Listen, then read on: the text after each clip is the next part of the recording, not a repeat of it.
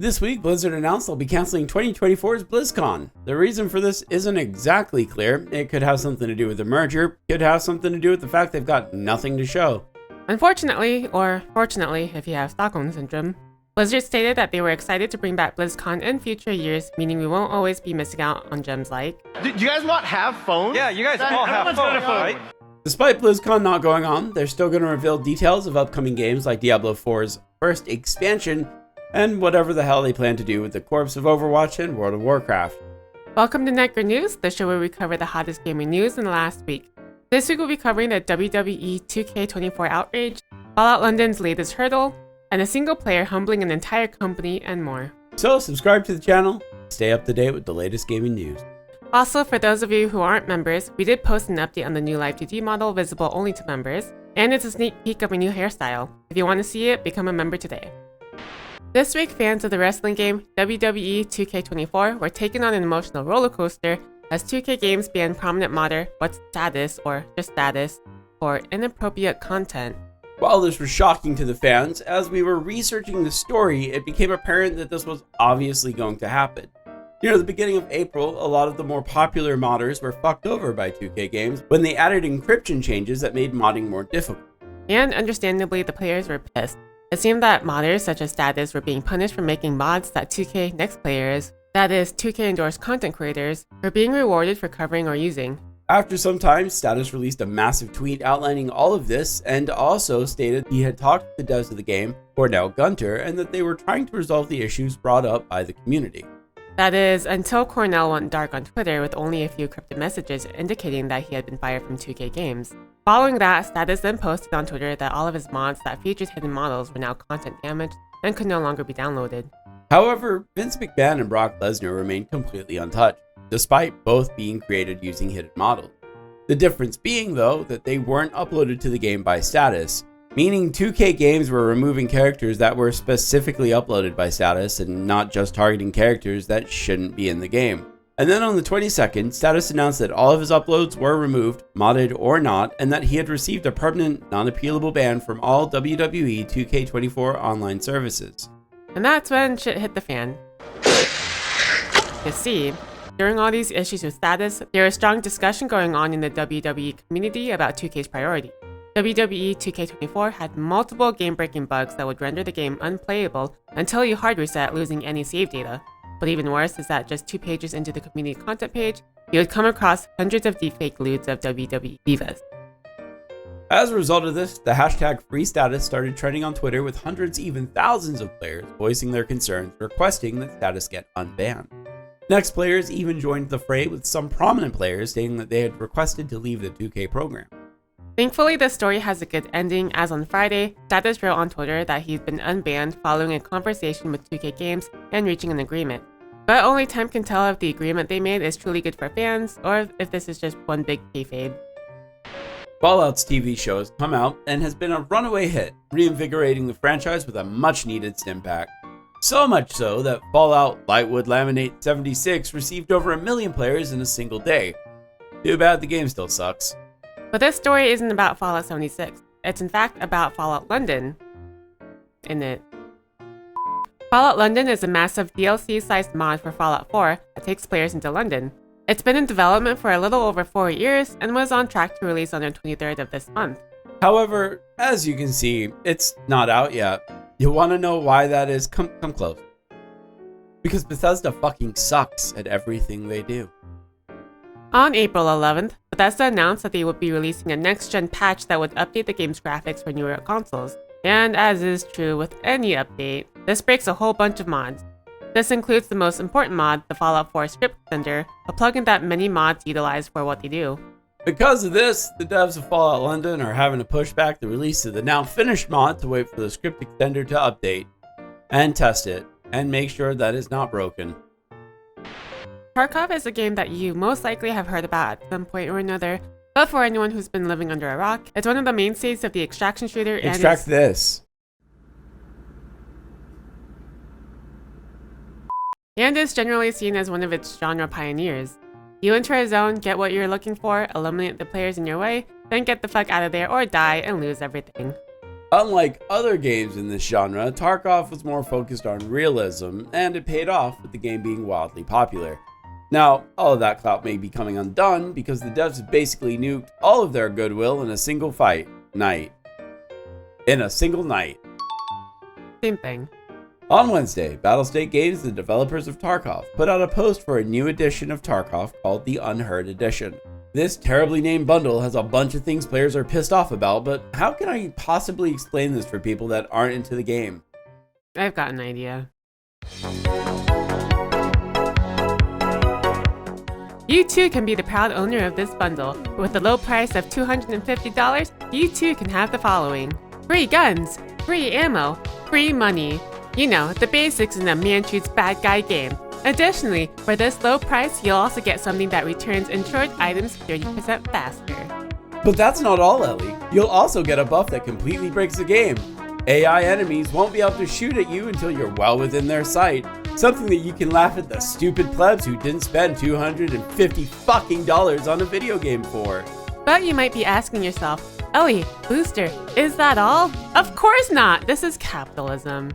Besides all the wonderfully exploitive perks, you'll also get a lucky scav box and a weapon case, worth a total of roughly 7.6 million rubles. Usually these items take a long time to buy. Call me Billy Mays, cause that's not all. For the price of full-priced games, you can also get the secure Gamma case. You can't buy this normally, but to get something like the Gamma case, you need to complete a quest that can take hundreds of hours. If this sounds like pay-to-win shit, seasoned players have weighed in to say that it's in fact pay to skip. So you too can skip your way to being rich while not gaining any of the skills necessary to not get shot in the head. But slap my ass and call me Sally, cause that's not all. Let's talk about the game-breaking item and scam that you too can get. The item, which we'll be calling a flare, is a team respawn item with no description as to how it works. All we know is that judging from the perceived use of the item, the only way to secure a place against a team with a flare is through a team wipe. Without doing so, the opposing team could, in theory, keep respawning until your resources run out. But it's finally happening. After many years of players requesting the feature, they're finally adding it. Offline mode is coming to Tarkov. To the $250 bundle. You heard that right. They want $250 from you to play in offline game mode. And if you want to play with a full team, that's a total of $1,250. Do I get to play the offline mode too? I do have the Edge of Darkness bundle that promised all the DLC for free. It ain't DLC, it's a unique feature of the new edition added.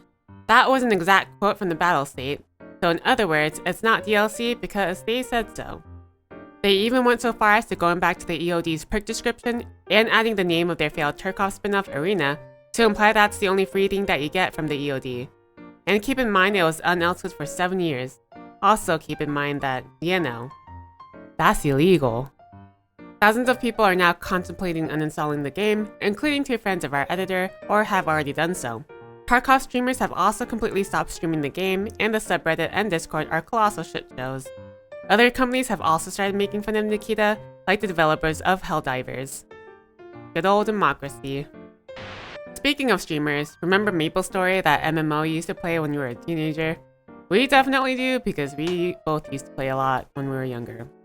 But if the story of how bad Nexon is with their 0.0000023% drop rate didn't tip you off, Maplestory is a shell of its former self. In fact, this week marked a monumental occasion as Maplestory player Niru would be the first player in the world to reach level 300 in Maplestory. That's pathetic. The event was so important that the devs of the game made it a community event and over 20,000 people came to watch him hit level 300. The devs even created custom art and even made him a trophy for when he would hit level 300. And then right before he hit the mythic number, he became the most base player ever.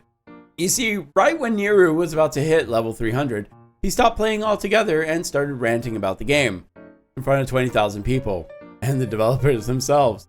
How leveling is bad for both free-to-play and mega whales, the fucking drop rates, fever time. There was a lot. We couldn't cover everything that he spoke about because he ended up ranting for 49 minutes in front of 20,000 people before ending the stream without even hitting 300. Stating he won't be playing Maplestory again until these changes are fixed. And for anyone who hasn't played Maplestory and is wondering why it's so hard to hit level 300, this is the experience scale.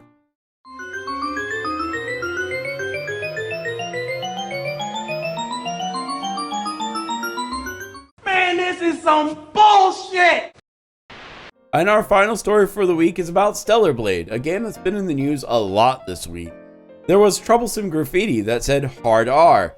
A side note, I don't think it was saying hard R. I think it was saying harder, like sexual, like going harder, because, you know, Eve. And then literally, it could just be harder, because the game is difficult anyway. In a recent patch, it got changed to being crime, so it's crimer. So most were happy, with a few angry that they went out of their way to change something that was so innocuous. Well, that same patch also changed some of Eve's outfit in a way that many considered censorship. This was, to most, unacceptable as the game devs promised they would not censor the game in any region whatsoever.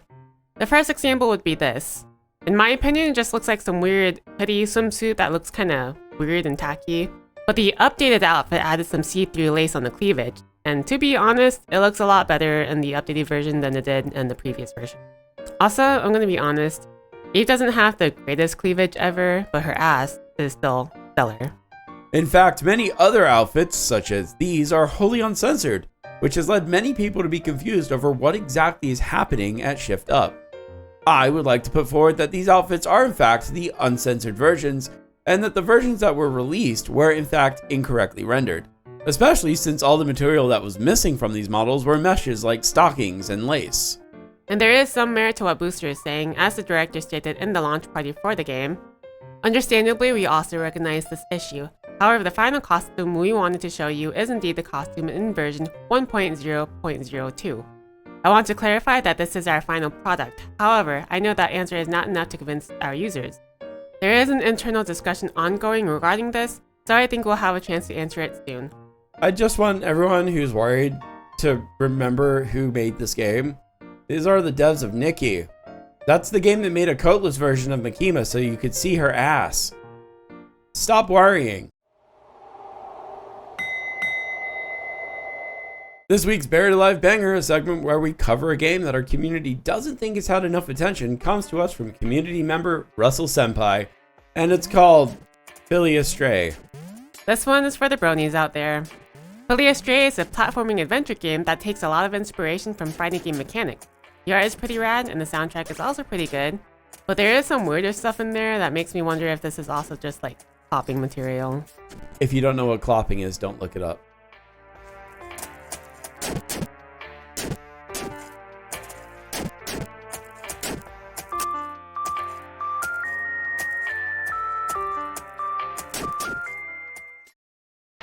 Here are the games coming out this week. Oh yeah.